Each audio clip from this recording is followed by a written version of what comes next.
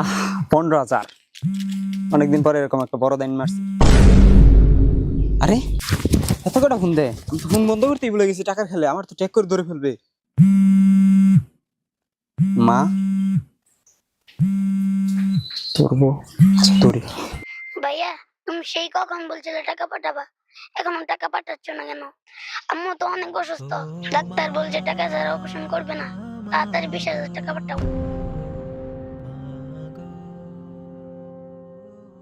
সেখানে তো টাকা আছে 15,000। আচ্ছা, আর 5,000 টাকা আমার এখান থেকে ভরে পাঠাই দিই একবার।